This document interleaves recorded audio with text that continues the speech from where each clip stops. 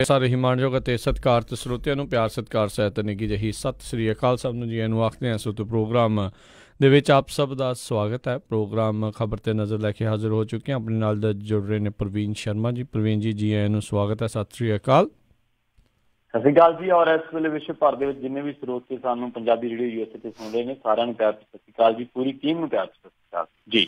ਸਾਡੇ ਅੱਜ ਦੇ ਪ੍ਰੋਗਰਾਮ ਖਬਰ 'ਤੇ ਨਜ਼ਰ ਨੂੰ ਸਪਾਂਸਰ ਕਰਦੇ ਨੇ ਖਾਲਸਾ ਇੰਸ਼ੋਰੈਂਸ ਏਜੰਸੀ ਵਾਲੇ, ਜਿਨ੍ਹਾਂ ਦੇ ਕੋਲੋਂ ਤੁਸੀਂ ਹਰ ਇੱਕ ਤਰੀਕੇ ਦੀ ਇੰਸ਼ੋਰੈਂਸ ਕਰਵਾ ਸਕਦੇ ਹੋ। ਆਲਮੋਸਟ ਸਾਰੇ ਸੂਬਿਆਂ 'ਚ ਇੰਸ਼ੋਰੈਂਸ ਕਰਦੇ ਨੇ। 1992 ਤੋਂ ਇੰਸ਼ੋਰੈਂਸ ਦੇ ਬਿਜ਼ਨਸ ਦੇ ਵਿੱਚ ਹਨ। ਕਿਸੇ ਵੀ ਤਰੀਕੇ ਦੀ ਕਮਰਸ਼ੀਅਲ, ਵਰਕਰ ਕੌਂਪ, ਲਾਈਫ ਜਾਂ ਹੋਰ ਕਿਸੇ ਵੀ ਤਰੀਕੇ ਦੀ ਇੰਸ਼ੋਰੈਂਸ ਲਈ ਕਾਲ ਕਰੋ 408-272-2500। ਨਾਲ ਹੀ Krishan Dhanota, Yuba City, Satpal Singh Tracy, Khinda ਪਰਿਵਾਰ, Kent Washington, Gurpal Singh Sandhu, Antelope, GN tyre and lube ਵਾਲੇ, ਜਿਨ੍ਹਾਂ ਕੋਲ truck wash, oil change, air brake ਦਾ ਕੰਮ ਕਰਵਾ ਸਕਦੇ ਹੋ।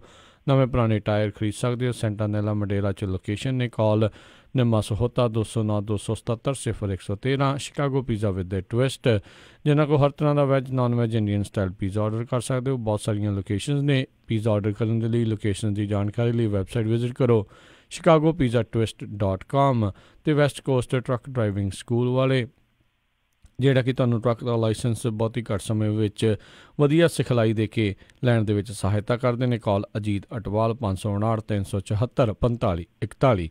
ਇਹਨਾਂ ਸਭ ਦਾ ਬਹੁਤ ਬਹੁਤ ਧੰਨਵਾਦ। ਜੇਕਰ ਤੁਸੀਂ ਜਾਂ ਕੋਈ ਹੋਰ ਕਾਰੋਬਾਰ ਇਸ ਪ੍ਰੋਗਰਾਮ ਨੂੰ ਸਪਾਂਸਰ ਕਰਨਾ ਚਾਹੁੰਦੇ ਹੋ, ਸੰਪਰਕ ਕਰੋ 408-722-7698 ਦੇ ਉੱਤੇ। ਗੱਲਬਾਤ ਦਾ ਸਿਲਸਿਲਾ ਪ੍ਰਵੀਨ ਜੀ ਜੇ ਕਰੀਏ ਸ਼ੁਰੂ, ਤੇ ਕਹਿੰਦੇ ਕਾਂਗਰਸ ਨੇ ਚੋਣ ਮੈਨੀਫੈਸਟੋ ਜਾਰੀ ਕੀਤਾ, ਕਿਤੇ ਵੱਡੇ ਵੱਡੇ ਵਾਅਦੇ। ਹਾਂਜੀ ਬਿਲਕੁਲ, ਵਾਅਦਿਆਂ ਦੀ ਤਾਂ ਗੱਲ ਹੀ ਛੱਡ ਦਿਓ ਤੁਸੀਂ। ਚੋਣ ਮੈਨੀਫੈਸਟੋ ਜਿਹੜਾ ਜਾਰੀ ਕੀਤਾ ਇਹਨਾਂ ਨੇ, ਚੋਣ ਮਨੋਰਥ ਪੱਤਰ ਜਿਹਨੂੰ ਕਹਿ ਦਿੰਦੇ ਆ, ਗਰੀਬਾਂ ਨੂੰ ਕਹਿੰਦੇ ਕਿ 72,000 ਰੁਪਇਆ ਦੇਵਾਂਗੇ, ਉਹ ਸਕੀਮ ਵਿੱਚ ਰੱਖੀ ਇਹਨਾਂ ਨੇ। ਫਿਰ ਆਪਣੇ ਮੈਨੀਫੈਸਟੋ ਨੂੰ ਜਨ ਆਵਾਜ਼ ਦਾ ਨਾਮ ਦਿੱਤਾ ਤੇ ਨਾਲ ਇਹ ਕਿਹਾ ਕਿ 2020 ਤੱਕ ਅਸੀਂ 22 ਲੱਖ ਨੌਕਰੀਆਂ ਪੈਦਾ ਕਰਾਂਗੇ। ਉਹ ਕਹਿੰਦੇ ਕਿ ਮੋਦੀ ਨੇ ਤਾਂ 2 ਕਰੋੜ ਰੁਜ਼ਗਾਰ ਦੇਣ ਦੀ ਗੱਲ ਕੀਤੀ ਹੈ, ਝੂਠ ਹੈ। ਪਰ ਅਸੀਂ 2020 ਤੱਕ ਜਿਹੜੀਆਂ 22 ਲੱਖ ਸਰਕਾਰੀ ਅਸਾਮੀਆਂ ਖਾਲੀ ਹੈ, ਇਹਨਾਂ ਨੂੰ ਭਰਾਂਗੇ। ਨਾਲ ਕਾਂਗਰਸ ਇਹ ਵੀ ਕਹਿੰਦੇ ਕਿ 10 ਲੱਖ ਨੌਜਵਾਨਾਂ ਨੂੰ ਗ੍ਰਾਮ ਪੰਚਾਇਤ ਦੇ ਵਿੱਚ ਨੌਕਰੀ ਦੇਵਾਂਗੇ। ਮਨਰੇਗਾ ਦਾ ਕੰਮ 100 ਦਿਨ ਤੋਂ ਵਧਾ ਕੇ 150 ਦਿਨ ਕਰਾਂਗੇ। ਕਰਜ਼ ਮਾਫੀ ਤੇ ਕਿਸਾਨ ਬਜਟ ਦੀ ਗੱਲ ਕੀਤੀ ਗਈ ਹੈ। ਰਾਹੁਲ ਕਹਿੰਦੇ ਕਿ ਜਿਵੇਂ ਰੇਲਵੇ ਦਾ ਬਜਟ ਹੁੰਦਾ, ਉਹ ਮੰਨਦੇ ਕਿ ਕਿਸਾਨਾਂ ਦਾ ਹੀ ਵੱਖਰੇ ਤੌਰ ਤੇ ਬਜਟ ਜਿਹਦਾ ਬਣਾਇਆ ਜਾਣਾ ਚਾਹੀਦਾ। ਜੇ ਕਿਸਾਨ ਕੋਈ ਕਰਜ਼ਾ ਨਹੀਂ ਮੋੜਦਾ ਤਾਂ ਇਸ ਨੂੰ ਅਪਰਾਧਿਕ ਨਹੀਂ ਬਲਕਿ ਸਿਵਲ ਮਾਮਲਾ ਮੰਨਿਆ ਜਾਏਗਾ। ਇਸ ਤੋਂ ਇਲਾਵਾ ਉਹ ਕਹਿੰਦੇ ਕਿ GDP ਦਾ ਜਿਹੜਾ 6% ਹੈ, ਇਹ ਪੈਸਾ ਦੇਸ਼ ਦੀ ਸਿੱਖਿਆ ਵਿਵਸਥਾ ਦੇ ਵਿੱਚ ਦਿੱਤਾ ਜਾਊਗਾ, ਖਰਚ ਕੀਤਾ ਜਾਊਗਾ। ਦੇਖੋ, ਪਹਿਲੀ ਗੱਲ ਤਾਂ ਇਹ ਕਿ ਜਿਹੜਾ 72,000 ਵਾਲਾ ਇਹਨਾਂ ਨੇ ਲੋਲੀਪੌਪ ਫੜਾਇਆ ਵਾ, ਪਹਿਲਾਂ ਵੀ ਆਪਾਂ ਸ਼ਾਇਦ ਇਸ ਤੇ ਚਰਚਾ ਕਰ ਚੁੱਕੇ ਹਾਂ ਕਿ ਅਸਲ ਦੇ ਵਿੱਚ 72,000 ਰੁਪਇਆ ਤੁਸੀਂ ਕਹੋਗੇ, ਕਿਉਂਕਿ ਇਹ ਬਿਲਕੁਲ ਉਸੇ ਗੱਲ ਤੇ ਤਰਜ਼ੇ ਅਮਲ ਤੇ ਲੱਗਦਾ ਹੈ ਜਿਸ ਤਰੀਕੇ ਨਾਲ ਮੋਦੀ ਨੇ ਕਿਹਾ ਸੀ ਕਿ ਅਸੀਂ 6,000 ਰੁਪਇਆ ਦੇਵਾਂਗੇ, ਜਾਂ ਮੋਦੀ ਸਾਹਿਬ 15 ਲੱਖ ਰੁਪਏ ਦੀ ਗੱਲ ਕਰਕੇ ਸੱਤਾ ਦੇ ਵਿੱਚ ਆਏ ਸੀਗੇ। ਤਾਂ ਜਿਹੜੀ ਦੂਜੀ ਗੱਲ ਹੈ ਰੁਜ਼ਗਾਰ ਪੈਦਾ ਕਰਨ ਦੀ, ਦੇਖੋ ਭਾਰਤ ਬਹੁਤ ਵੱਡੀ ਅਰਥ ਵਿਵਸਥਾ ਹੈ, ਇੱਥੇ ਰੁਜ਼ਗਾਰ ਦੀਆਂ ਅਥਾਹ ਸੰਭਾਵਨਾਵਾਂ ਨੇ ਜੇਕਰ ਸਰਕਾਰਾਂ ਕੰਮ ਕਰਨ ਸਹੀ ਤਰੀਕੇ ਨਾਲ। ਔਰ 20-22 ਲੱਖ ਦੇ ਕਰੀਬ ਸਰਕਾਰੀ ਅਸਾਮੀ ਖਾਲੀ ਹੈ, ਔਰ ਜੇਕਰ ਅਸਾਮੀ ਖਾਲੀ ਹੈ ਤਾਂ ਇਹਦਾ ਮਤਲਬ ਇਹ ਕਿ ਉਹਨਾਂ ਵਿਭਾਗਾਂ ਦੇ ਵਿੱਚ ਕੰਮ ਨਹੀਂ ਹੋ ਰਿਹਾ ਜਿਸ ਤਰੀਕੇ ਦਾ ਹੋਣਾ ਚਾਹੀਦਾ। BSNL ਦੀ ਤੁਸੀਂ, ਮੈਂ ਤੁਹਾਨੂੰ ਮਿਸਾਲ ਦੇਣੀ ਚਾਹੁੰਦਾ ਵਾਂ, BSNL ਕੋਲੇ 2.25 ਲੱਖ ਦੇ ਕਰੀਬ ਕਰਮਚਾਰੀ ਹੈ, ਪਰ ਇਸ ਵੇਲੇ ਉਹਨਾਂ ਨੂੰ ਜਨਵਰੀ ਮਹੀਨੇ ਤੋਂ ਤਨਖਾਹ ਨਹੀਂ ਮਿਲੀ। ਸੋ ਇਕੱਲਾ ਇਹ ਨਹੀਂਗਾ ਕਿ ਅਸਾਮੀਆਂ ਭਰਨੀਆਂ, ਲੋੜ ਹੈ ਜਿਹੜੇ ਸਰਕਾਰੀ ਤੰਤਰ ਚੱਲਦੇ ਆ ਉਹਨਾਂ ਨੂੰ ਤੁਸੀਂ ਹੋਰ ਬਿਹਤਰ ਕਿਵੇਂ ਬਣਾ ਸਕਦੇ ਆ। ਰੁਜ਼ਗਾਰ ਪੈਦਾ ਕਰਨਾ ਇੱਕ ਬਹੁਤ ਵਧੀਆ ਗੱਲ ਹੈ ਸਰਕਾਰਾਂ ਵਾਸਤੇ, ਪਾਰਟੀਆਂ ਦਾ ਕੰਮ ਹੈ, ਸੱਤਾ ਦਾ ਕੰਮ ਹੈ। ਪਰ ਰੁਜ਼ਗਾਰ ਜਿਹੜਾ ਚੱਲ ਰਿਹਾ, ਜਿਹੜੇ ਅਦਾਰੇ, ਜਨਤਕ ਅਦਾਰੇ ਚੱਲ ਰਹੇ, ਜਿਹੜੇ ਪਿੱਟ ਰਹੇ ਆ, ਉਹਨਾਂ ਨੂੰ ਕਿਵੇਂ ਬਚਾਉਂਗੇ, ਇਹ ਇੱਕ ਬਹੁਤ ਵੱਡੀ ਗੱਲ ਹੈ। ਤੀਜੀ ਗੱਲ ਉਹ ਕਹਿੰਦੇ ਆ ਕਿ ਬਈ ਜਿਹੜਾ ਅਸੀਂ ਮਨਰੇਗਾ ਜਿਹੜਾ 100 ਦਿਨ ਦਾ ਵਧਾ ਕੇ 150 ਦਿਨ ਕਰਾਂਗੇ, ਜਾਂ ਕਿਸਾਨਾਂ ਦੇ ਲਈ ਵੱਖਰਾ ਬਜਟ। ਦੇਖੋ, ਵੱਖਰੇ ਬਜਟ ਦੀ ਗੱਲ ਵੱਖਰੀ ਹੈ, ਪਰ ਇਸ ਵੇਲੇ ਆਪਾਂ ਨੂੰ ਸਭ ਨੂੰ ਪਤਾ ਕਿ ਕਿਸਾਨੀ ਕਰਜ਼ਾ ਜਿਹੜਾ ਵਾ ਉਹ ਸਾਰੇ ਇਕੱਲੇ ਪੰਜਾਬ 'ਚ ਨਹੀਂ, ਸਾਰੇ ਮੁਲਕ 'ਚ ਹੀ ਕਿਸਾਨਾਂ ਦਾ ਜਿਹੜੀ ਹਾਲਤ ਆ ਉਹ ਮੰਦੀ ਹੈ। ਸਵਾਲ ਇਹ ਪੈਦਾ ਹੁੰਦਾ ਕਿ ਕੀ ਜੇਕਰ ਕਾਰਪੋਰੇਟ ਨੂੰ ਰਿਆਇਤ ਦਿੱਤੀ ਜਾ ਸਕਦੀ ਹੈ, ਕਿਉਂਕਿ 2008 ਦੀ ਮੰਦੀ ਤੋਂ ਬਾਅਦ ਕਾਰਪੋਰੇਟ ਨੂੰ ਰਿਆਇਤਾਂ ਜਾਰੀ ਹੈ, 10 ਸਾਲ ਹੋ ਗਏ ਹੈ, ਜੇਕਰ ਉਹਨਾਂ ਨੂੰ ਰਿਆਇਤ ਦਿੱਤੀ ਜਾ ਸਕਦੀ ਹੈ ਤਾਂ ਫਿਰ ਕਿਸਾਨਾਂ ਨੂੰ ਕਿਉਂ ਨਹੀਂ? ਕਿਸਾਨਾਂ ਵਾਸਤੇ ਵੀ ਇਹ ਚੀਜ਼ ਹੋਣੀ ਚਾਹੀਦੀ ਆ। ਸੈਕਿੰਡ ਥਿੰਗ ਰਾਜੀ ਹੈ ਕਿ GDP ਦਾ 6% ਜੇਕਰ ਸਿੱਖਿਆ ਦੇ ਖਰਚ ਹੋਣ ਤਾਂ ਬਹੁਤ ਬਿਹਤਰ ਗੱਲ ਹੈ, ਪਰ ਅਸਲ ਦੇ ਵਿੱਚ ਕਾਂਗਰਸ ਜਿਹੜੀ ਹੈ ਜੋ ਮਰਜ਼ੀ ਵਾਅਦੇ ਕਰੇ, ਮੋਦੀ ਸਾਹਿਬ ਏਡੇ ਏਡੇ ਗੱਪ ਮਾਰ ਕੇ ਸੱਤਾ ਦੇ ਵਿੱਚ ਆ ਗਏ, ਇਹ ਤਾਂ ਉਹਨਾਂ ਦੇ ਸਾਹਮਣੇ ਕੱਖ ਵੀ ਨਹੀਂ ਲੱਗਦਾ। ਪਰ ਮੇਰਾ ਸਭ ਤੋਂ ਅਹਿਮ ਗੱਲ ਇਹ ਹੈ ਕਿ ਚੋਣ ਮੈਨੀਫੈਸਟੋ ਨੂੰ ਕਿਉਂ ਨਹੀਂ ਅਸੀਂ ਕਾਨੂੰਨੀ ਦਸਤਾਵੇਜ਼ ਬਣਾ ਰਹੇ? ਜੇਕਰ ਇਹ ਕਾਨੂੰਨੀ ਦਸਤਾਵੇਜ਼ ਬਣਦਾ ਫਿਰ ਤਾਂ ਮੈਂ ਇਹਨਾਂ ਲੋਲੀਪੌਪ ਦੇ ਉੱਤੇ ਯਕੀਨ ਕਰ ਸਕਦਾ ਵਾਂ, ਅਦਰਵਾਈਜ਼ ਨਹੀਂ, ਕਿਉਂਕਿ ਜਿੰਨਾ ਚਿਰ ਕਾਨੂੰਨੀ ਦਸਤਾਵੇਜ਼ ਨਹੀਂ ਹੈ ਤਾਂ ਇਹ ਲੋਕ ਸੱਤਾ ਦੇ ਵਿੱਚ ਆਉਂਦੇ ਰਹਿਣਗੇ, ਝੂਠੇ ਵਾਅਦੇ ਕਰਦੇ ਰਹਿਣਗੇ। ਹੋਣਾ ਕਰਨਾ ਜਿਹੜਾ ਇਹਨਾਂ ਨੇ 60 ਸਾਲਾਂ ਦੇ ਵਿੱਚ ਕੀਤਾ ਉਹ ਆਪਾਂ ਅੱਗੇ ਵੀ ਦੇਖ ਸਕਦੇ ਹਾਂ ਕਿ ਕੀ ਕਰ ਸਕਦੇ ਆ ਜੀ। ਜੀ, ਤੇ ਪ੍ਰਵੀਨ ਜੀ ਘੱਟ ਹੀ ਉਮੀਦਾਂ ਨੇ, ਕਿਉਂਕਿ ਇਹ ਚੀਜ਼ ਨੂੰ ਕਾਨੂੰਨੀ ਦਸਤਾਵੇਜ਼ ਬਣਾਉਣ ਵਾਲੇ ਖੁਦ ਨੇ, ਤੇ ਇਹਨਾਂ ਨੂੰ ਪਤਾ ਹੈ ਵੀ ਇਹ ਝੂਠੇ ਲਾ ਰਹੇ ਆ, ਤੇ ਆਪਣੇ ਪੈਰ ਤੇ ਕੁਹਾੜਾ ਜਿਹੜਾ ਆ ਕਿਉਂ ਐਡਾ ਵੱਡਾ ਜਿਹੜਾ ਉਹ ਮਾਰਨਗੇ ਵੀ ਆਪ ਹੀ ਆਪਣੀਆਂ ਗੱਲਾਂ 'ਚ ਫਸਦੇ ਜਾਣ। ਅਗਲੀ ਜਿਹੜੀ ਆਪਾਂ ਗੱਲ ਦੇ ਉੱਤੇ ਖਬਰ 'ਤੇ ਨਜ਼ਰ ਮਾਰਦੇ ਹਾਂ ਪ੍ਰਵੀਨ ਜੀ, ਵੀ ਯੋਗੀ ਆਦਿੱਤਿਆਨਾਥ ਦੇ ਸਾਬਕਾ ਨੌ ਸੈਨਾ ਪ੍ਰਮੁੱਖ ਨੇ ਚੋਣ ਕਮਿਸ਼ਨ ਨੂੰ ਲਿਖਿਆ ਪੱਤਰ। ਦੇਖੋ, ਇਹ ਨਾ ਤੁਸੀਂ ਖਬਰ ਸਾਂਝੀ ਕੀਤੀ ਹੋਣੀ ਹੈ। ਯੋਗੀ ਆਦਿੱਤਿਆਨਾਥ ਨੇ ਕਿਹਾ ਸੀਗਾ ਕਿ ਬਈ ਜਿਹੜੀ ਮੋਦੀ ਦੀ ਸੈਨਾ, ਉਹਨਾਂ ਨੇ ਬਿਆਨ ਦਿੱਤਾ ਸੀਗਾ ਕਿ ਮੋਦੀ ਦੀ ਸੈਨਾ, ਦੇਖੋ ਉਹਨਾਂ ਦੇ ਬਿਆਨ ਤੋਂ ਬਾਅਦ ਬਹੁਤ ਸਾਰੀ ਜਿਹੜੇ ਸਿਆਸੀ ਪਾਰਟੀਆਂ ਦੇ ਜਿਹੜੇ ਨੁਮਾਇੰਦੇ ਕਹਿ ਲਓ ਜਾਂ ਹੋਰ ਉਹਨਾਂ ਦੇ ਸਿਆਸੀ ਵਿਰੋਧੀ ਹੈ, ਉਹਨਾਂ ਨੇ ਇਸ ਗੱਲ ਦੀ ਆਲੋਚਨਾ ਕੀਤੀ ਸੀ। ਆਲੋਚਨਾ ਬਣਦੀ ਵੀ ਹੈ, ਕਿਉਂਕਿ ਰਾਜ ਦੀ ਜਿਹੜੀ ਆਰਮੀ ਹੈ ਨਾ, ਇਹ ਕਿਸੇ ਵਿਅਕਤੀ ਵਿਸ਼ੇਸ਼ ਦੀ ਨਹੀਂ ਹੈ, ਤੇ ਨਾ ਹੀ ਇਹਦੇ ਤੇ ਕਿਸੇ ਵਿਅਕਤੀ ਵਿਸ਼ੇਸ਼ ਦਾ ਪ੍ਰਭਾਵ ਦੇਣ ਦੀ ਲੋੜ ਹੈ। ਪਰ ਹੁਣ ਜਿਹੜੇ ਭਾਜਪਾ ਵਾਲੇ ਹੈ ਜਾਂ ਸਾਡੇ ਸਿਆਸੀ ਧਿਰਾਂ ਦੂਜੀਆਂ, ਇਹਨਾਂ ਦਾ ਕ੍ਰੈਡਿਟ ਲੈਣ ਦੀ ਨਾ ਇੱਕ ਗੰਦੀ ਆਦਤ ਬਣ ਚੁੱਕੀ ਆ। ਤੁਹਾਨੂੰ ਯਾਦ ਹੋਣਾ ਜਦੋਂ ਸਰਜੀਕਲ ਸਟ੍ਰਾਈਕ ਕੀਤਾ ਸੀ, ਇਹਨਾਂ ਨੇ ਕੀ ਕਿਹਾ ਸੀਗਾ ਕਿ ਅਸੀਂ ਸਰਜੀਕਲ ਸਟ੍ਰਾਈਕ ਕੀਤਾ, 300 ਬੰਦਾ ਮਰ ਗਿਆ। ਸਾਡੇ ਕੁਝ ਕੁ ਨਿਊਜ਼ ਐਂਕਰਾਂ ਨੇ ਵੀ ਬੰਦੇ ਮਾਰਤੇ ਸੀਗੇ, ਬਾਅਦ ਦੇ ਵਿੱਚ ਗਿਣਾਏ ਨਹੀਂ ਗਏ। ਉਦੋਂ ਵੀ ਮੋਦੀ ਨੇ ਇਸ ਗੱਲ ਨੂੰ ਇਸ ਤਰੀਕੇ ਨਾਲ ਪੇਸ਼ ਕੀਤਾ ਸੀਗਾ ਕਿ ਜਿਵੇਂ ਉਹਨਾਂ ਨੇ ਆਪ ਜਾ ਕੇ ਉੱਥੇ ਸਰਜੀਕਲ ਸਟ੍ਰਾਈਕ ਕੀਤਾ ਹੋਵੇ, ਜਿਵੇਂ ਉਹਨਾਂ ਨੇ ਆਪ ਜਾ ਕੇ 에ਅਰ ਸਟ੍ਰਾਈਕ ਕੀਤੀ ਹੋਵੇ। ਫਿਰ ਪਿੱਛੇ ਜੇ ਪਲਾਟ ਦੇ ਵਿੱਚ ਜਿਹਦੇ ਬਾਰੇ ਹੁਣ ਸੁਣਨ ਨੂੰ ਮਿਲ ਰਿਹਾ ਕਿ ਭਾਰਤ ਦਾ ਜਿਹੜਾ ਪ੍ਰੋਜੈਕਟ ਸੀਗਾ ਉਹ ਵੀ ਤਹਿਸ ਨਹਿਸ ਹੋ ਗਿਆ। ਬਹੁਤ ਸਾਰੇ ਮੀਡੀਆ ਅਦਾਰੇ ਇਹ ਰਿਪੋਰਟ ਕਰ ਰਹੇ ਆ। ਜਿਹੜਾ ਵਿਗਿਆਨੀਆਂ ਨੇ ਜਿਹੜਾ ਪਲਾਟ ਦੇ ਵਿੱਚ ਇੱਕ ਉਪਲਬਧੀ ਹਾਸਲ ਕੀਤੀ ਹੈ ਪਿਛਲੇ ਦਿਨੀ, ਉਹਦੇ ਬਾਬਤ ਵੀ ਮੋਦੀ ਸਾਹਿਬ ਆਉਂਦੇ ਆ ਤੇ ਆ ਕੇ ਟੀਵੀ ਤੇ ਧੜਾ ਧੜ ਗੱਲਾਂ ਸਿੱਟ ਜਾਂਦੇ ਆ। ਉਹ ਇਹ ਪੇਸ਼ ਕਰਦੇ ਆ ਕਿ ਬਈ ਜਿਵੇਂ ਉਹਨਾਂ ਨੇ ਕਰ ਦਿੱਤਾ ਹੋਵੇ। ਸੋ ਕਹਿਣ ਤੋਂ ਭਾਵ ਇਹ ਹੈ ਕਿ ਜਦੋਂ ਵੀ ਕੋਈ ਸਾਡੀ ਜਿਹੜੀ ਸੰਵਿਧਾਨਕ ਬੋਡੀ ਹੈ, ਭਾਵੇਂ ਸਾਡੀ CBI ਜਾਂ ਕੋਈ ਹੋਰ, ਜਾਂ ਸਾਡੀ ਜੁਡੀਸ਼ੀਅਰੀ ਦੇ ਵਿੱਚ ਜਾਂ ਸਾਡੀ ਆਰਮੀ ਦੇ ਵਿੱਚ ਕੋਈ ਪ੍ਰਾਪਤੀ, ਜਾਂ ਸਾਡੇ ਵਿਗਿਆਨੀ ਕੋਈ ਪ੍ਰਾਪਤੀ ਕਰਦੇ ਆ, ਕੋਈ ਵੱਡੀ ਅਚੀਵਮੈਂਟ ਹਾਸਲ ਕਰਦੇ ਆ, ਤੇ ਮੋਦੀ ਸਾਹਿਬ ਉਹਨੂੰ ਐਂ ਪ੍ਰੈਜ਼ੈਂਟ ਕਰਦੇ ਆ ਜਿਵੇਂ ਉਹ ਉਹਨਾਂ ਦੀ ਨਿੱਜੀ ਪ੍ਰਾਪਤੀ ਹੋਵੇ। ਤਾਂ ਇਹ ਬਿਲਕੁਲ ਨਹੀਂ ਹੋਣਾ ਚਾਹੀਦਾ। ਇਹ ਆਦਤ ਗੰਦੀ ਹੈ। ਇੱਕ ਦੇਸ਼ ਦੇ ਸੰਵਿਧਾਨਕ ਅਹੁਦੇ ਤੇ ਬੈਠੇ ਬੰਦੇ ਦੀ ਮਰਿਆਦਾ ਨੂੰ ਇਹ ਆਦਤ ਛੱਡ ਦੇਣੀ ਚਾਹੀਦੀ ਹੈ। ਯੋਗੀ ਆਦਿੱਤਿਆਨਾਥ ਦੇ ਮਾਮਲੇ ਦੇ ਵਿੱਚ ਹੁਣ ਸਾਬਕਾ ਐਡਮਿਰਲ ਨੇ L ਰਾਮਦਾਸ, ਉਹਨਾਂ ਨੇ ਚੋਣ ਕਮਿਸ਼ਨ ਨੂੰ ਪੱਤਰ ਲਿਖਿਆ। ਉਹ ਕਹਿੰਦੇ ਕਿ ਇਸ ਤਰੀਕੇ ਨਾਲ ਜਿਹੜੀਆਂ ਟਿੱਪਣੀਆਂ ਇਹ ਗਲਤ ਹੈ, ਫੌਜ ਦੇ ਕੰਮਾਂ ਦਾ ਤੁਸੀਂ ਸਿਆਸੀ ਇਸਤੇਮਾਲ ਨਹੀਂ ਕਰ ਸਕਦੇ। ਹੁਣ ਦੇਖਦੇ ਉਹਨਾਂ ਦੀ ਜਿਹੜੀ ਉਹਨਾਂ ਨੇ ਪੱਤਰ ਲਿਖੇ ਜਾਂ ਚਿੱਠੀ ਲਿਖੀ ਉਹਦੇ ਤੇ ਕੀ ਕਾਰਵਾਈ ਹੁੰਦੀ ਹੈ। ਪਰ ਹਾਂ, ਇਹ ਜਿਹੜੀ ਕ੍ਰੈਡਿਟ ਵਾਰ ਹੈ ਖਾਸ ਕਰਕੇ ਆਰਮੀ ਦੇ ਕੰਮਾਂ ਦੀ ਜਾਂ ਵਿਗਿਆਨੀਆਂ ਦੇ ਕੰਮਾਂ ਦੀ, ਇਹ ਬਿਲਕੁਲ ਨਜਾਇਜ਼ ਹੈ। ਔਰ ਸ਼ਾਇਦ ਲੋਕਾਂ ਨੂੰ ਵੀ ਸਮਝ ਜਾਣਾ ਚਾਹੀਦਾ ਹੈ ਕਿ ਇਹ ਲੋਕ ਜਿਹੜੇ ਹੈ ਇਹਨਾਂ ਕੋਲ ਆਪਦੇ ਕੋਲ ਦੱਸਣ ਨੂੰ ਕੱਖ ਨਹੀਂ, ਪਰ ਇਹ ਕਿਸੇ ਦੀਆਂ ਪ੍ਰਾਪਤੀਆਂ ਤੇ ਮੁੱਛਾਂ ਚੜਾਉਣ ਵਾਲੇ ਲੋਕ ਆ ਜੀ। ਜੀ, ਜਿਹੜੀ ਤੁਸੀਂ ਸੈਟੇਲਾਈਟ ਵਾਲੀ ਜਿਹੜੀ ਗੱਲ ਕੀਤੀ ਉਸ ਦੇ ਉੱਤੇ ਨਾਸਾ ਦਾ ਵੀ ਹੁਣੇ ਜਿਹੜਾ ਬਿਆਨ ਆਇਆ ਵੀ ਕਹਿੰਦੇ ਜਿਹੜਾ ਇਹਨਾਂ ਨੇ ਉੱਥੇ ਸੈਟੇਲਾਈਟ ਨਸ਼ਟ ਕੀਤਾ ਹੈ ਉਹਦੇ ਕਰਕੇ ਉੱਥੇ ਗੰਦ ਇੰਨਾ ਫੈਲਿਆ ਵੀ ਜਿਹੜਾ ਅੰਤਰਰਾਸ਼ਟਰੀ ਸਪੇਸ ਸਟੇਸ਼ਨ ਆ ਉਸ ਦਾ ਜਿਹੜਾ ਹੈ ਉਸ ਦੇ ਵਿੱਚ ਡੈਬਰੀ ਵੱਜਣ ਦੇ ਖਤਰਾ 44% ਜਿਹੜਾ ਉਹ ਵੱਧ ਗਿਆ ਆ। ਸੋ ਦੇਖਦੇ ਹਾਂ ਵੀ ਇਸ ਦੇ ਵਿੱਚ ਕੀ ਹੁੰਦਾ। ਨਾ ਹੀ ਕੁਛ ਹੋਵੇ ਤਾਂ ਚੰਗੀ ਗੱਲ ਆ, ਪਰ ਚੰਗੀ ਫਟਕਾਰ ਜਿਹੜੀ ਨਾਸਾ ਵਾਲਿਆਂ ਨੇ ਇਹਨਾਂ ਨੂੰ ਲਾਈ ਆ। ਅਗਲੀ ਜਿਹੜੀ ਗੱਲ ਕਰਦੇ, ਕਹਿੰਦੇ ਫੇਸਬੁੱਕ ਨੇ ਬੰਦ ਕੀਤੇ ਕਾਂਗਰਸ ਦੇ 487 ਫਰਜ਼ੀ ਪੇਜ ਤੇ ਭਾਜਪਾ ਦੇ 14 ਪੇਜਾਂ ਤੇ ਲਾਈ ਲਗਾਮ। ਦੇਖੋ, ਫੇਸਬੁੱਕ ਤੇ ਨਾ ਸੋਸ਼ਲ ਮੀਡੀਆ ਜੁਆਇੰਟ ਨੇ ਇੱਕ ਜਿਹੜੇ ਸਪੈਮ ਫੇਸਬੁੱਕ ਪੇਜ ਕੀਤੇ ਹੈ, ਔਰ ਉਹ ਪੇਜ ਕੀਤੇ ਜਿੱਥੋਂ ਸਮੱਗਰੀ ਜ਼ਿਆਦਾ ਸ਼ੇਅਰ ਹੁੰਦੀ ਹੈ ਤੇ ਜਿਹੜੇ ਪੇਜਾਂ ਤੋਂ ਪਾਰਟੀਆਂ ਨੂੰ ਪ੍ਰਮੋਟ ਕੀਤਾ ਜਾ ਰਿਹਾ। ਮਾਫ ਕਰਨਾ, ਇਸ ਗਲਤੀ ਵਿੱਚ 487 ਸ਼ਾਇਦ ਲਿਖਿਆ ਗਿਆ, ਪਰ ਇਹ 687 ਹੈ। 600 ਹਾਂਜੀ। ਇਹ ਦੱਸਦੇ ਆ ਵੀ ਜਿਹੜੇ ਇਹ ਜਿੰਨੇ ਵੀ 687 ਪੇਜ ਆ ਨਾ, ਇਹਨਾਂ ਦੇ ਉੱਤੇ ਫੇਸਬੁੱਕ ਤੇ ਐਡ ਕਰਨ ਦੇ ਲਈ 28 ਲੱਖ ਤੋਂ ਵੱਧ ਰੁਪਇਆ ਖਰਚਿਆ ਗਿਆ। ਤੇ ਸਾਈਬਰ ਸਿਕਿਉਰਿਟੀ ਦੇ ਜਿਹੜੇ ਪਾਲਿਸੀ ਦੇ ਮੁਖੀ ਆ ਨੇਥਨਿਲ ਗਲੇਸ਼ਰ ਉਹਨਾਂ ਦਾ ਨਾਮ ਹੈ, ਉਹ ਕਹਿੰਦੇ ਕਿ ਇਹ ਇੱਕ ਤਾਂ ਐਸੇ ਖਰਚਦੇ ਆ, ਦੂਜਾ ਫਰਜ਼ੀ ਅਕਾਊਂਟਾਂ ਦਾ ਇਸਤੇਮਾਲ ਕਰਦੇ ਆ ਔਰ ਪ੍ਰਮੋਸ਼ਨ ਕਰਦੇ ਆ ਤੇ ਵੱਖ-ਵੱਖ ਗਰੁੱਪਾਂ ਦੇ ਵਿੱਚ ਫਿਰ ਆਪਣੀ ਹਿੱਸੇਦਾਰੀ ਵਧਾ ਲੈਂਦੇ। ਮਤਲਬ ਬੰਦੇ ਐਡ ਕਰ ਲਏ, ਗਰੁੱਪ ਬਣਾ ਲਿਆ, ਗਾਂ ਦੀ ਗਾਂ।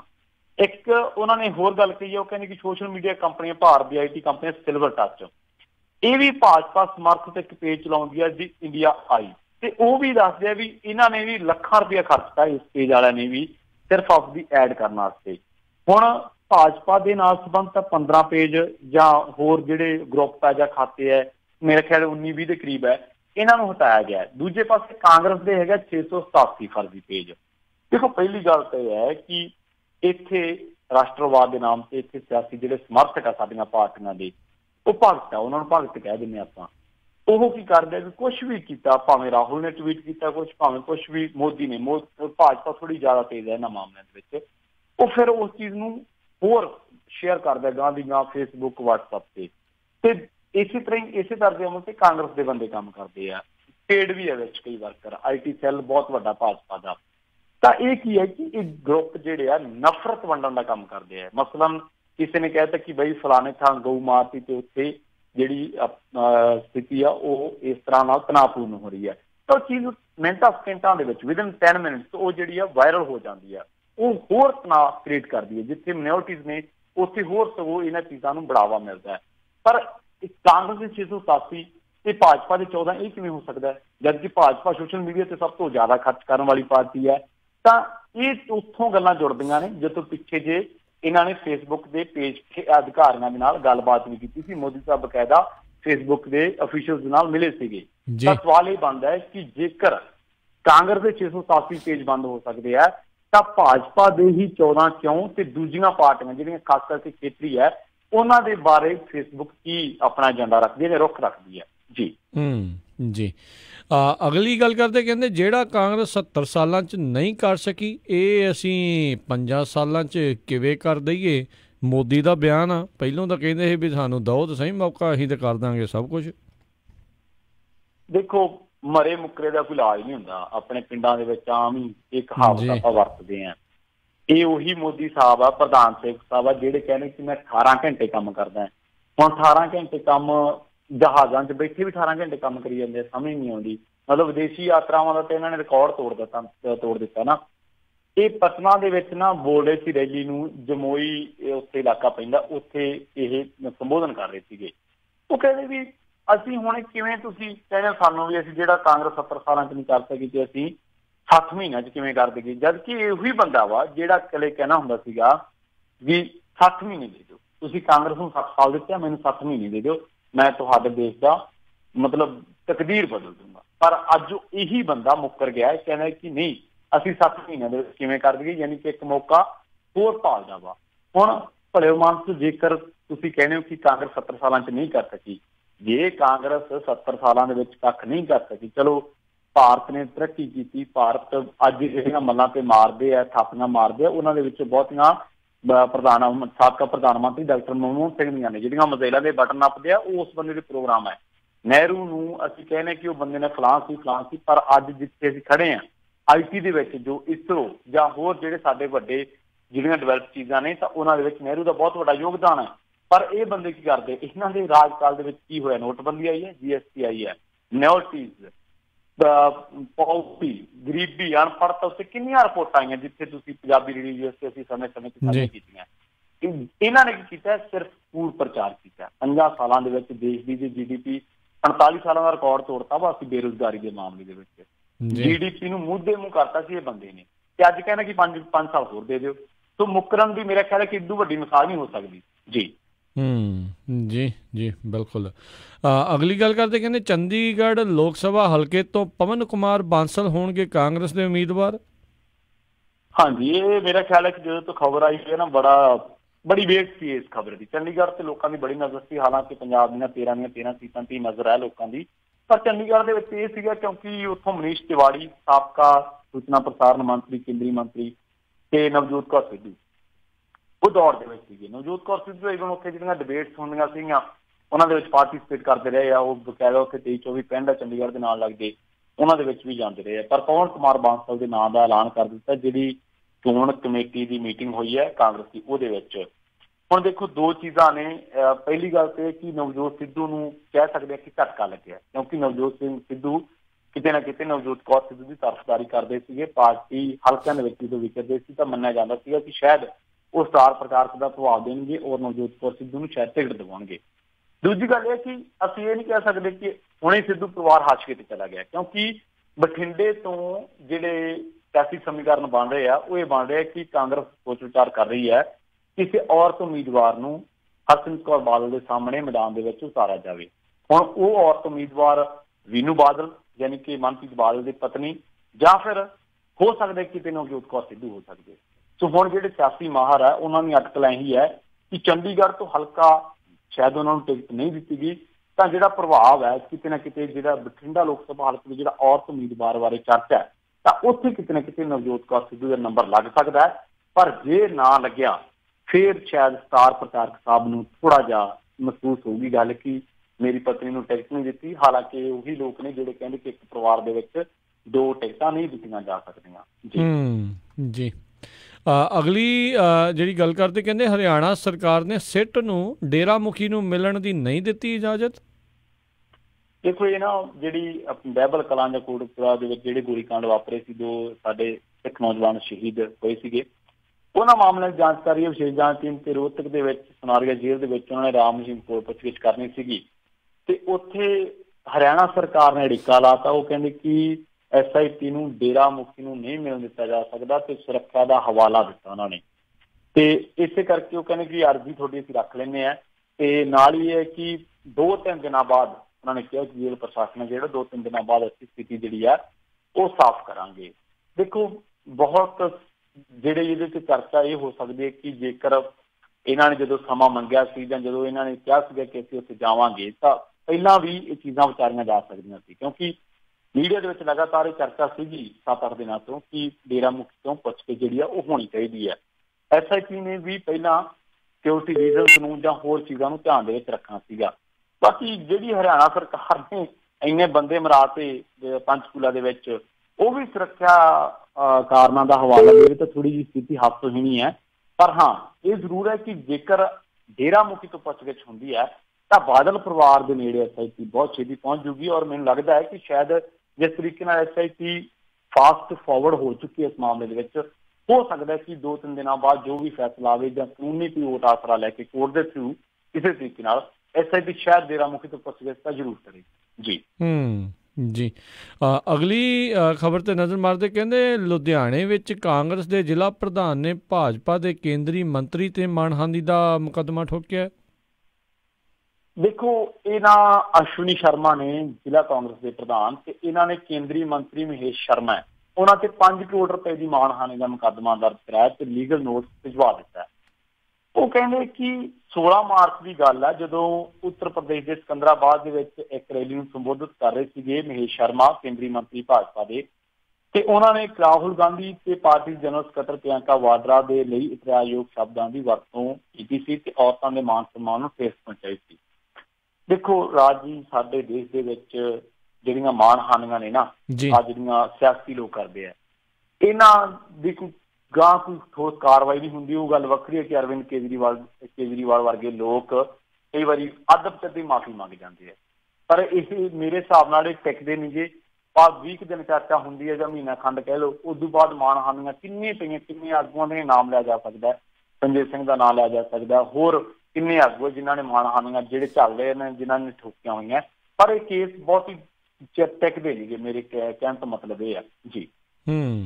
ਜੀ ਅਗਲੀ ਗੱਲ ਕਰਦੇ, ਕਹਿੰਦੇ ਗੌਤਮ ਗੰਭੀਰ ਨੇ ਉਮਰ ਅਬਦੁੱਲਾ ਨੂੰ ਪਾਕਿਸਤਾਨ ਜਾਣ ਦੀ ਸਲਾਹ ਦਿੱਤੀ ਹੈ। ਦੇਖੋ ਅਸਲ ਦੇ ਵਿੱਚ ਪਤਾ ਕੀ ਹੈ ਕਿ ਸਾਡੇ ਦੇਸ਼ ਦੇ ਵਿੱਚ ਨਾ ਰਾਜ ਦੀ ਲਾਇਸੈਂਸ ਜਾਰੀ ਕਰਨ ਵਾਲਾ ਇੱਕ ਹੋਰ ਜੀ ਚੱਲ ਪਈ ਹੈ। ਮਤਲਬ ਲਾਇਸੈਂਸ ਦੇਣਾ ਵੀ ਫਲਾਨਾ ਐਂਟੀ ਨੈਸ਼ਨਲ ਹੈ, ਫਲਾਨਾ ਪਾਕਿਸਤਾਨੀ ਹੈ। ਇਹ ਇੱਕ ਨਾ ਸੈਲੀਬ੍ਰਿਟੀ ਦੇ ਵਿੱਚ ਵੀ ਇੱਕ ਦੌੜ ਹੈ ਇੱਕ ਕਿ ਜਿਹੜਾ ਬਾਈ ਜ਼ਿਆਦਾ ਲੋਕਾਂ ਨੂੰ ਕਰੂਗਾ ਨਾ। ਜਿਵੇਂ ਤੁਸੀਂ ਦੇਖਿਆ ਹੋਣਾ ਕਿ ਪਿਛਲੇ ਦਿਨੀ ਸਚਿਨ ਤੇਂਦੁਲਕਰ ਨੇ ਇੱਕ ਟਿੱਪਣੀ ਕਰਤੀ ਸੀਗੀ। ਸਚਿਨ ਤੇਂਦੁਲਕਰ ਕਹਿੰਦੇ ਕਿ ਵੀ ਜਿਹੜੇ ਦੇਸ਼ ਦਾ ਮਾਹੌਲ ਹੈ, ਜੇ ਕੋਈ ਬੰਦਾ ਉਹ 'ਚ ਆਪਣੀ ਰਾਏ ਰੱਖਦਾ ਹੈ ਤਾਂ ਕੀ ਫਿਰ ਕੀ ਹੈ, ਹਰੇਕ ਬੰਦੇ ਨੂੰ ਰਾਈਟ ਹੈ। ਉਸ ਤੋਂ ਬਾਅਦ ਸਚਿਨ ਨੂੰ ਟਰੋਲ ਕੀਤਾ ਗਿਆ। ਇਸ ਤੋਂ ਪਹਿਲਾਂ ਨਸੀਰੁਦੀਨ ਸ਼ਾਹ ਨੂੰ ਬੜਾ ਜ਼ਲੀਲ ਕੀਤਾ ਗਿਆ ਸੀ। ਉਸ ਤੋਂ ਪਹਿਲਾਂ ਆਮਿਰ ਖਾਨ ਨੂੰ ਬੜਾ ਜ਼ਲੀਲ ਕੀਤਾ ਗਿਆ ਸੀ। ਉਹਨੇ ਸਿਰਫ ਇੰਨਾ ਕਿਹਾ ਸੀਗਾ ਕਿ ਦੇਸ਼ ਦਾ ਜਿਹੜਾ ਮਾਹੌਲ ਹੈ ਉਹ ਥੋੜਾ ਜਿਹਾ ਇਸ ਤਰੀਕੇ ਦਾ ਕਿ ਫਿਕਰ ਆਉਂਦਾ ਹੈ। ਪਰ ਇਹਨਾਂ ਦੇ ਵਿੱਚੋਂ ਬੰਦਾ ਇੱਕ ਆ ਪ੍ਰਕਾਸ਼ ਰਾਜ, ਉਹ ਬੰਦਾ ਸਿੱਧਾ ਚੱਲਦਾ ਮੋਦੀ ਨੂੰ, ਉਹ ਕਿਸੇ ਦੀ ਕੋਈ ਪਰਵਾਹ ਨਹੀਂ ਕਰਦਾ। ਕਮਲ ਹਸਨ ਵਰਗੇ ਲੋਕ ਜਾਂ ਪ੍ਰਕਾਸ਼ ਰਾਜ ਵਰਗੇ ਲੋਕ ਹਾਲੇ ਵੀ ਸਾਡੇ ਇਹਨਾਂ ਸੈਲੀਬ੍ਰਿਟੀ ਦੇ ਵਿੱਚ ਹੈਗੇ ਆ। ਪਰ ਇਸ ਵੇਲੇ ਇੱਕ ਦੌੜ ਹੈ ਇੱਕ ਕਿ ਕਿਵੇਂ ਨਾ ਕਿਵੇਂ ਇਹ ਬਿਆਨ ਦਿੱਤਾ ਜਾਵੇ ਜਿਹਦੇ ਨਾਲ ਪ੍ਰਭਾਵ ਜਾਵੇ ਕਿ ਵਾਕਈ ਇਹ ਬੰਦਾ ਰਾਸ਼ਟਰ ਨੂੰ ਪਿਆਰ ਕਰਦਾ। ਗੌਤਮ ਗੰਭੀਰ ਬਾਕਮਾਲ ਖਿਡਾਰੀ ਹੈ। 2011 ਵਰਲਡ ਕੱਪ ਦੇ ਵਿੱਚ ਉਹਨੇ ਲਾਮਿਸਾਲ ਪਾਰੀਆਂ ਖੇਡੀਆਂ ਔਰ ਫਾਈਨਲ ਦੇ ਵਿੱਚ ਲਾਮਿਸਾਲ ਪਾਰੀ ਖੇਡੀ। ਪਰ ਇੱਥੇ ਥੋੜਾ ਜਿਹਾ ਨਾ ਆਪਣੀ ਜਿਹੜੀ ਕਮੈਂਟਰੀ ਵਾਲੀ ਜਿਹੜੀ ਦੁਕਾਨ ਆ ਨਾ ਉਹਨੂੰ ਚੱਲਦੀ ਰੱਖਣ ਵਾਸਤੇ ਇਸ ਤਰ੍ਹਾਂ ਦੇ ਬਿਆਨ ਦੇ ਰਿਹਾ। ਉਹ ਬੰਦੇ ਨੇ ਸਿਰਫ ਇੰਨੀ ਗੱਲ ਕਹੀ ਸੀ, ਉਮਰ ਅਬਦੁੱਲਾ ਨੇ, ਜਿਹੜਾ ਨੈਸ਼ਨਲ ਕਾਨਫਰੰਸ ਦਾ ਨੇਤਾ ਹੈ।